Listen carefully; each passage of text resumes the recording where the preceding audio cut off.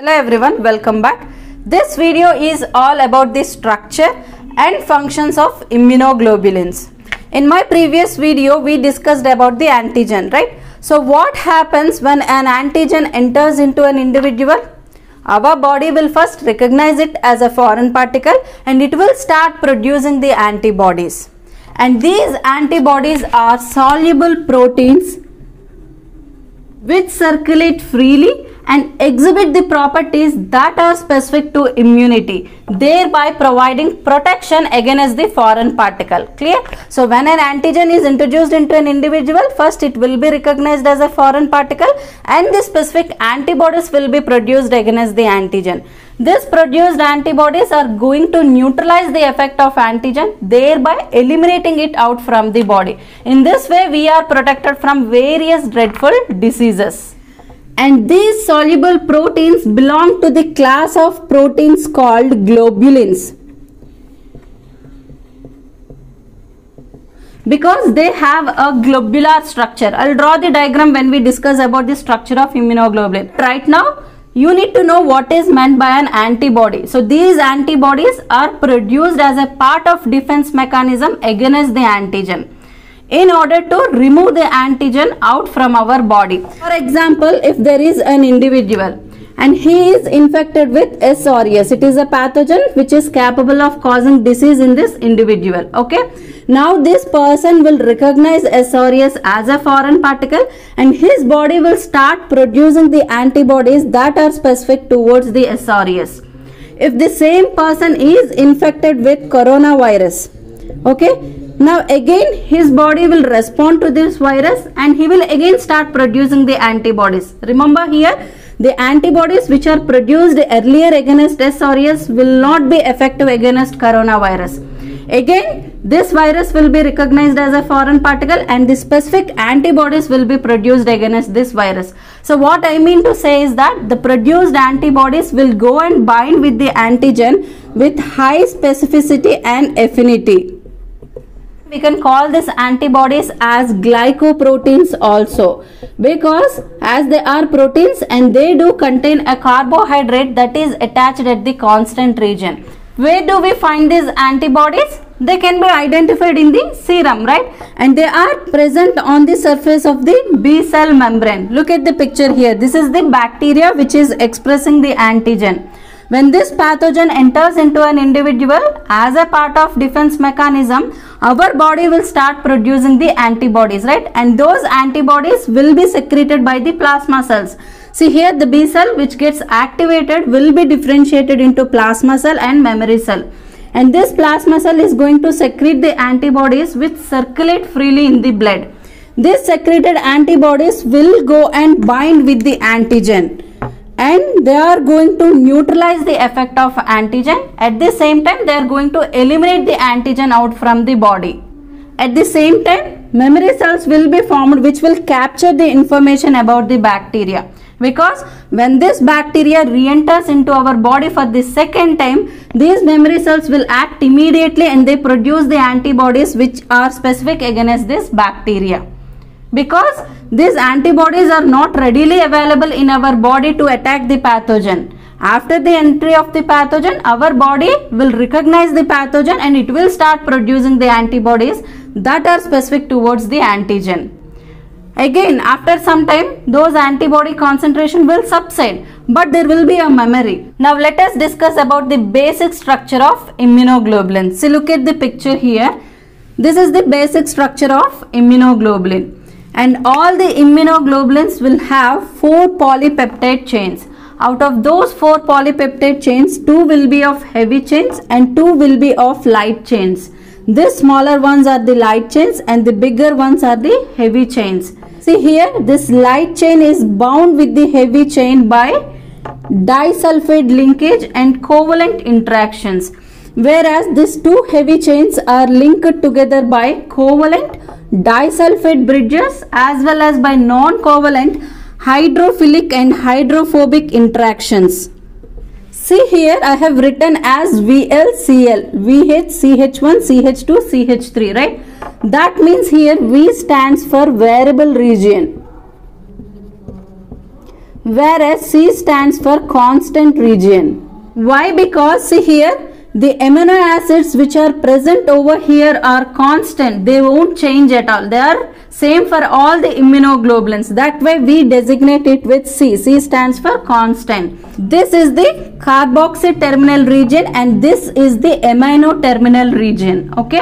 And here this is the region called variable region, which is designated with V. Why? Because here the amino acid sequence which is present over here in this amino terminal region will keep on changing, because based on the type of antigen that enters into our body, specific antibody should be produced, right? Simply we can say that the immunoglobulins will undergo the process of mutation exactly in this variable region, and the sequence of amino acid will determine the specificity towards the antigen. Okay, see here, constant heavy chain 1, constant heavy chain 2, constant heavy chain 3. Okay, because these two are the heavy chains, whereas in the light chain, so this is the constant region which remains constant, because here the amino acid sequence will be same, they will not undergo any mutation. Cl represents the constant region of light chain. Okay, above the light chain there will be a variable region where V stands for variable. Okay, the first 110 amino acids of this light chain and heavy chain of amino terminal group will vary greatly among the antibodies of different specificity. Why? Because here there are different types of pathogens that enters into our body. It could be a bacteria or it could be a virus. So our body should produce the antibodies that are specific towards the pathogen, right? So here the amino acid sequence will keep on changing in this region. That's why we call this region as variable region. These immunoglobulins can undergo the process of mutation in order to change the amino acid sequence that are specific towards the antigen. And here the carbohydrates are attached to the constant region. That's why we also call these immunoglobulins as glycoproteins. As I told you just now that these immunoglobulins will have 4 polypeptide chains, right? 2 will be of heavy chains and 2 will be of light chains, right? And these heavy chains could be of alpha, gamma, delta, epsilon and mu. We have 5 different types of antibodies, right? What are they? Immunoglobulin alpha for A, immunoglobulin gamma G, immunoglobulin delta that is D, immunoglobulin epsilon that is E, and immunoglobulin mu that is immunoglobulin M. Okay, we have 5 different types of immunoglobulins. In case of immunoglobulin A, it will have 2 heavy chains of alpha, whereas in case of immunoglobulin G, it will have 2 heavy chains of gamma. In case of immunoglobulin D, it will have 2 heavy chains of delta, and similarly in case of immunoglobulin E, it will have 2 heavy chains of epsilon. If an immunoglobulin contains 2 heavy chains of mu, then it is the immunoglobulin M. So there will be a total of 5 different heavy chains. The presence of heavy chains will determine the type of immunoglobulin. Coming to the other 2 polypeptide chains that are light chains. See here, variable region of light chain and the constant region of light chain. And these light chains are smaller compared to the heavy chains. And these light chains could be of either kappa or lambda, but not the both. They were given with the name as kappa and lambda after the discoveries of Korngold and Lepari. If you take any antibody, they will have both kappa light chains or both lambda light chains, but not both. Okay. Out of these 5 different heavy chains, alpha, gamma and delta, that is for immunoglobulin A, immunoglobulin G and immunoglobulin D, will have an extended peptide sequence that is present in between the constant heavy chain 1 and constant heavy chain 2 domain. So this region is called as hinge region, which is rich in amino acids proline and cysteine.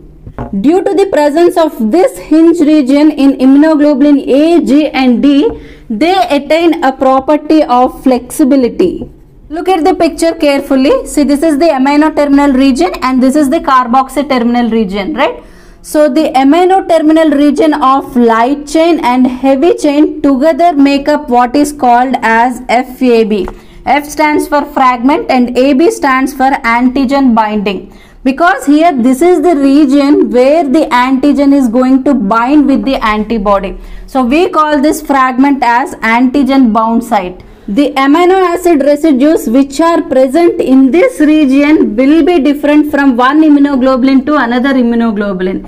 That's why we call these regions as variable regions.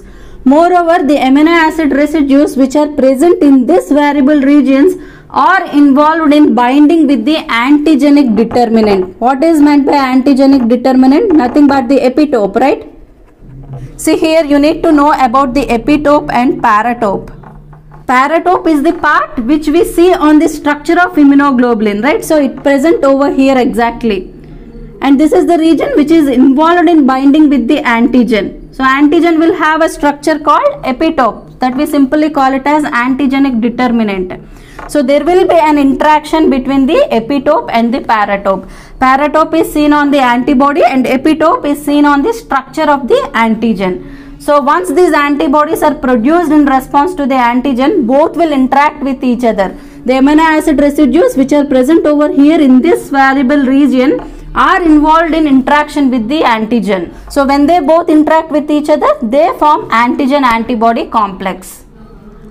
And the other region is called as FC region. F stands for fragment and C stands for crystallizable, because this is the fragment that got crystallized during the cold storage. See here, don't get confused. C doesn't stand for constant. Okay, FAB stands for the fragment which is involved in antigen binding, and the other one is the FC, fragment crystallizable.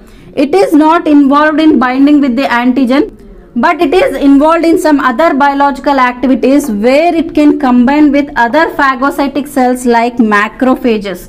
Moreover, we can see the presence of carbohydrate that is attached onto this constant region of FC portion, which increases the solubility of immunoglobulin, and these immunoglobulins which are present in the serum can be cleared with the help of liver. Coming to the other segment, that is deducing antibody structure. So far we have discussed about the basic structure of immunoglobulin, right? And we said that the antibody is having 2 heavy chains and 2 light chains, right? How we came to know that the antibody is having 4 polypeptide chains? That is because of the experiments performed by scientists, right? See here, the first evidence that these antibodies are present in the sera came from the classical experiment that is performed by Tisseles and Cabet. They used a technique called electrophoresis. In 1950s and 60s, experiments performed by Rodney, Potter and Edelman, they elucidated the basic structure of immunoglobulin. For their work, they got awarded with the Nobel Prize in the year 1972. In the year 1972, they first separated gamma globulin. Due to the presence of gamma, they have designated the immunoglobulin as IgG. Okay, they have subjected this immunoglobulin IgG to peptidization. Peptide is an enzyme, right?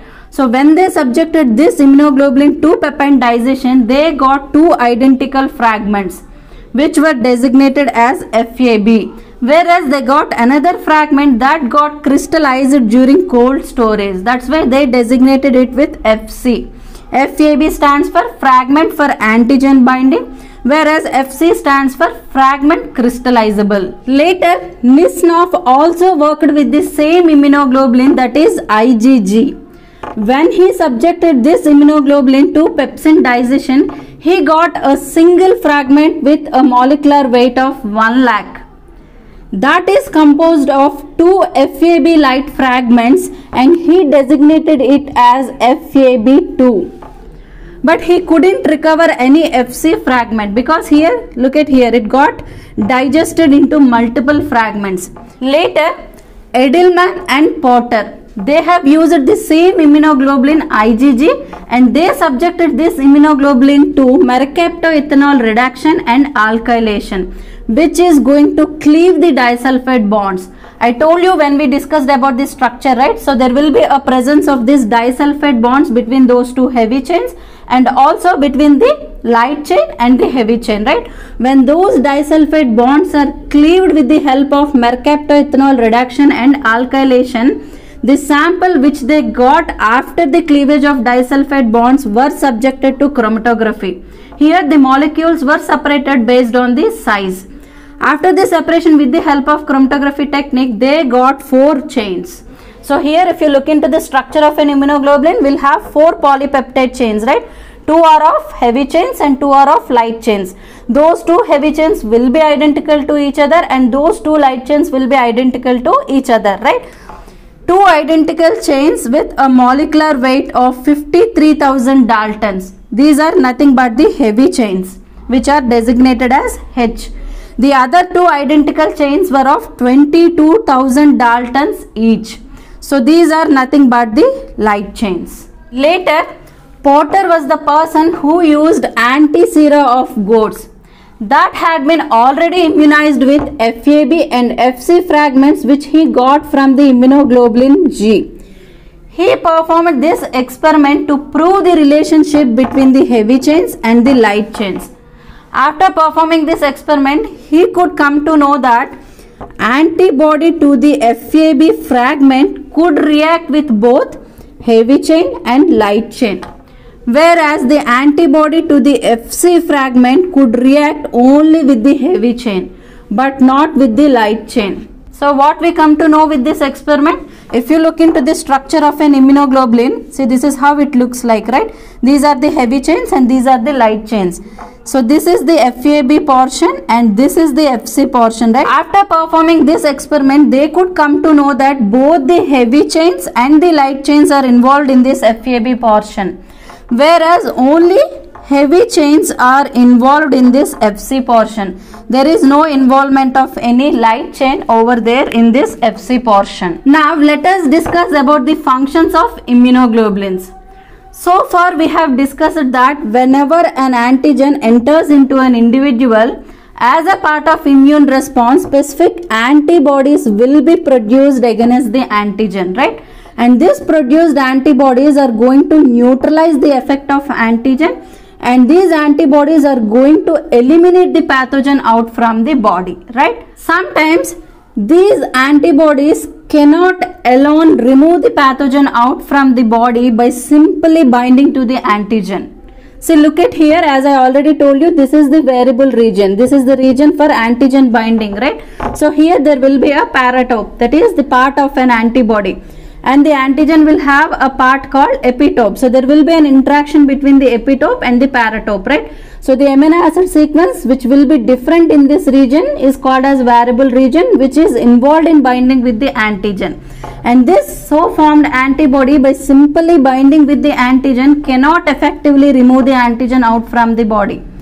And in some cases it will take help of other cells like macrophages. As I already told you that this is the FC portion which is involved in other biological activities, right? So this portion can combine with the other phagocytic cells called macrophages. So what does this phagocytic cells do? They come and bind with this region, that is with the FC portion of an immunoglobulin. Already this immunoglobulin got bound with the antigen. So they have already formed antigen antibody complex. Now these macrophages will carry receptors for this FC portion that we simply called as FCR. FCR stands for fragment crystallizable receptors. So they carry receptors for this FC portion. For example, if we take macrophage, this macrophage will carry a receptor that is specific towards the FC portion of heavy chain of an immunoglobulin. So when this macrophage go and bind at this portion, now it comes in contact with this antigen antibody complex. Now this macrophage, which is capable of engulfing the antigen, it is going to engulf this antigen antibody complex, thereby effectively eliminating the pathogen out from the body. Coming to the first important function, that is neutralization. Here sometimes antibodies can alone neutralize the antigen, thereby providing protection from various viruses and toxins. So what happens when a virus or a toxin enters into our body? This produced antibody should go and bind with the active site of virus and toxin. Thereby it is going to neutralize them and eliminate them out from the body, right? Moreover, these antibodies can also inhibit the microbes from colonizing the mucosal areas and in some cases may induce programmed cell death. Immunoglobulin G is an excellent antibody which is capable of neutralizing the toxins like tetanus and botulin. Moreover, this immunoglobulin G is an excellent virus neutralizing antibody also. Coming to the other important function, that is opsonization. The promoting of phagocytosis of antigens by macrophages and neutrophils is called opsonization. Protein molecules called FCR. FC stands for fragment crystallizable. R stands for receptors. Okay. So these FCR receptors are seen on the surface of macrophages and neutrophils. These are the best examples for phagocytic cells, right? If you look into the structure of an immunoglobulin, so this is the FAB portion, right, which is involved in binding with the antigen. So after the production of the antibodies, these antibodies will go and bind with the antigen. Now this is the target cell. For example, this is the bacteria, okay, which express the antigen, and the suitable antibodies were produced against this antigen. It have another portion called FC portion, which is involved in biological activities, right? So here this portion will interact with other cells of immune response, right? As these macrophages possess receptors for this FC portion, these macrophages will go and bind with this constant region of immunoglobulin. The simultaneous binding of this FC portion of several antibody molecules that already got complexed with the target cell will promote the process called phagocytosis. These macrophages will engulf this antigen-antibody complex. After engulfment, what happens? The enzymes which are present in the lysosomes are going to degrade the microbe and it will be removed out as a waste product by the process of exocytosis. IgM in human beings and IgG immunoglobulin subclasses will activate certain serum glycoproteins called complement system. There will be a collection of proteins from C1 to C9. After the activation of the complement system, there will be a formation of byproduct called C3b, which can bind non-specifically with the cell. At the same time, it can bind with the antigen-antibody complex. We have many cells, right? For example, if we take RBC and macrophages, these macrophages will carry a receptors that are specific towards the C3b, which is a byproduct of complement system. So when these macrophages go and bind with this C3b, that again promotes the process of phagocytosis. Coming to the other important function, that is antibody dependent cell mediated cytotoxicity. Simply we call it as ADCC. Look at the picture carefully. This is the host cell which got infected with virus. So here there is an expression of viral antigen. Now the specific antibodies will be produced against this antigen, which will go and bind with the antigen, forming an antigen-antibody complex. And moreover here, the natural killer cells which carry the receptors for the FC portion of an antibody will go and bind with the antigen-antibody complex. So here the natural killer cells will carry receptors for the FC portion, right? So they go and bind with the FC portion of an immunoglobulin, which is already complexed with the antigen, right? See here, the antibody already got attached with the antigen that is present on the host cell.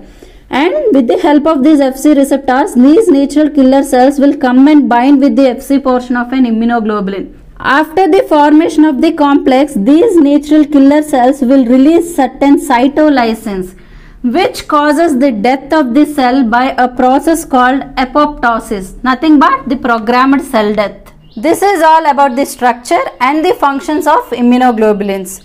Soon I'll come up with my next video. Thank you so much.